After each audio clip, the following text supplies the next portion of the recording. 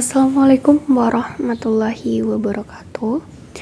Halo teman-teman, perkenalkan nama saya Cynthia Oktaviani dengan nomor pokok mahasiswa A1A021088 dari Prodi Pendidikan Bahasa Indonesia kelas 2C. Pada mata kuliah keterampilan membaca kali ini yang diampuh oleh Bapak Wisman MPD, saya akan menjelaskan pada materi membaca kritis. Sebelumnya saya akan menjelaskan mengenai pengertian membaca. Membaca merupakan salah satu cara seseorang untuk mendapatkan pengetahuan melalui sumber-sumber tekstual seperti buku, artikel, koran, dan sebagainya dengan mata atau pandangan sebagai alat utamanya. Pengertian luasnya membaca bukan hanya persepsi visual terhadap kata-kata saja, tetapi juga untuk angka, gambar, diagram, serta tabel yang memiliki makna tertentu. Pendapat dari Purwati pada tahun 2014. Menurut Departemen Pendidikan dan Budaya tahun 1985 dan Departemen Pendidikan Nasional pada tahun 2009, membaca adalah proses pengolahan bacaan secara kritis dan kreatif yang dilakukan untuk memperoleh pemahaman yang menyeluruh tentang bacaan tersebut. Perilaku membaca yang tidak memiliki daya kritis ditandai dengan kecenderungan seperti 1. Pembaca memiliki sikap patuh dan meyakini sepenuhnya informasi yang diperoleh dari teks. Yang kedua, pembaca tidak siap bertahan dari pengaruh teks yang dibaca. Dan yang ketiga, kecenderungan pembaca hanya berusaha memahami pesan proporsional teks dan mengabaikan ideologinya, yaitu pendapat dari Walsh pada tahun 1992. Berdasarkan level kognitif dalam proses berpikir kritis, keterampilan membaca kritis dapat dibagi menjadi 6 tingkatan secara berjenjang, yaitu yang pertama, keterampilan menginterpretasi, yang kedua, keterampilan menganalisis, yang ketiga, keterampilan menginferensi, yang keempat, keterampilan mengevaluasi, yang kelima, keterampilan mengeksplanasi, dan yang keenam, keterampilan regulasi diri. Keterampilan membaca juga mempunyai tujuan agar pembaca mendapat informasi dari penulis dari sumber tekstual yang bukan hanya dari kata-kata verbal, tetapi juga angka, gambar, diagram, serta tabel yang memiliki makna tersendiri. Hakikat membaca kritis. Membaca kritis merupakan proses membaca yang dilakukan untuk memahami secara mendalam informasi yang terkandung dalam bacaan, baik informasi tersurat dari pesan tertulis maupun maksud terselubung yang berada di balik teks. Menurut Ajuha pada tahun 2010 mengemukakan bahwa membaca kritis adalah penerapan proses berpikir kritis terhadap bacaan. Menurut Nur Hadi pada tahun 2010 menguraikan 5 aspek keterampilan membaca kritis yang mencangkup 1.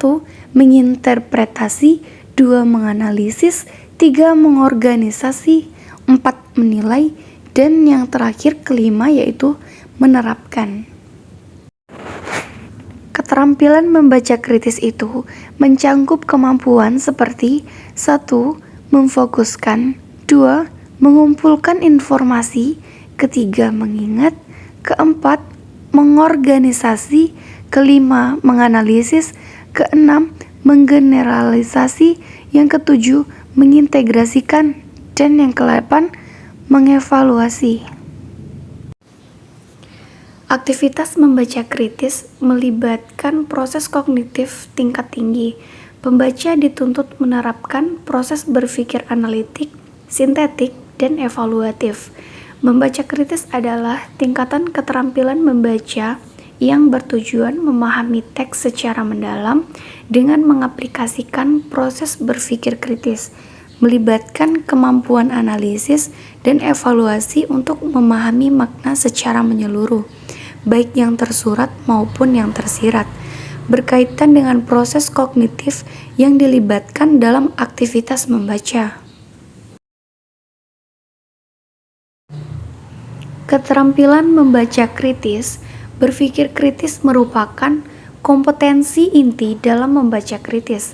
Aktivitas membaca dibangun dari keterampilan-keterampilan berpikir kritis berdasarkan level kognitif dalam proses berpikir kritis.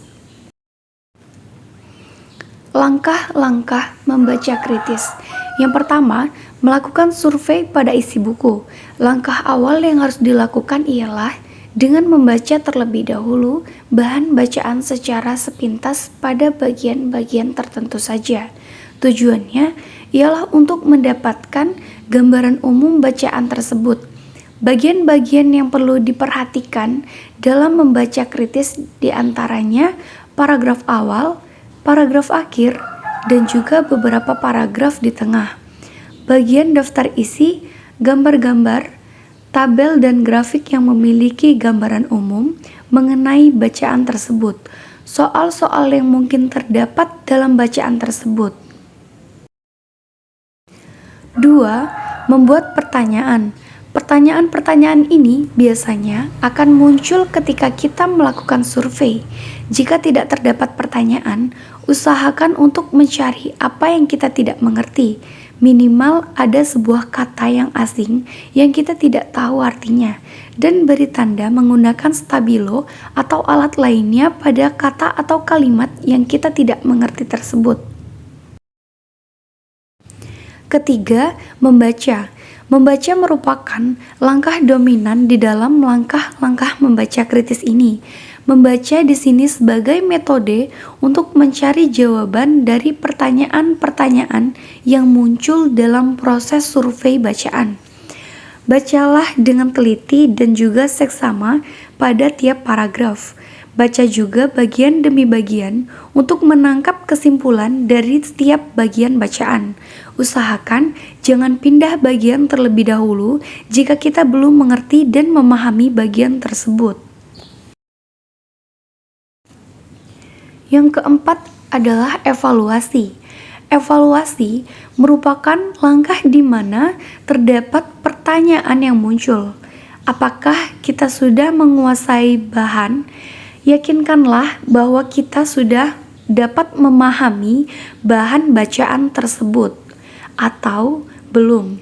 Jika belum, cobalah cari apa yang Anda tidak mengerti dan temukan jawabannya. Yang kelima, meninjau ulang. Meninjau ulang merupakan cara terakhir kita di dalam melakukan membaca kritis. Cobalah kita menutup dulu bukunya, lalu pikirkan apa yang sudah kita dapatkan dari bacaan tersebut. Tuliskan hasil pikiran kita tersebut di dalam selembar kertas dan bandingkanlah tinjauan kita dengan apa yang terdapat pada buku bacaan. Adapun manfaat membaca kritis. Manfaat dari membaca kritis ini adalah yang pertama, untuk menggali lebih mendalam di bawah permukaan, upaya yang menemukan bukan hanya keseluruhan kebenaran mengenai apa yang dikatakan, tetapi juga menemukan alasan-alasan mengapa sang penulis mengatakan apa yang dikatakan, tetapi juga mengapa hal itu dikatakan, maka dia sudah mengarah ke yang paham. Adapun manfaat membaca kritis yang kedua yaitu membaca kritis merupakan modal utama bagi para mahasiswa untuk mencapai kesuksesan dalam studinya. Agar mampu membaca kritis dengan baik, pembaca memerlukan teknik membaca yang tepat. Cukup sekian, terima kasih. Jangan lupa like, subscribe, and comment. Wassalamualaikum warahmatullahi wabarakatuh. Bye-bye.